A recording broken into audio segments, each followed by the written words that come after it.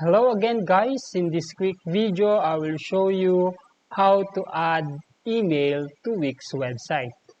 First, open your Wix website editor and then go to Pages and Menu. Then choose what page we will put our email.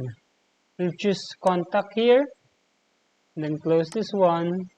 Then let us choose a text for us to be able to add an email. Here I will click this one and then I will choose edit text.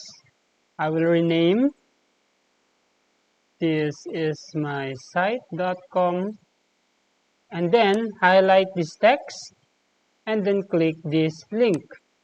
Then choose email and then put here your email at gmail.com and then your email subject, contact my email, and then click done.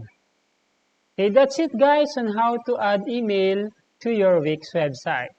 Keep following for more video tips. Thank you.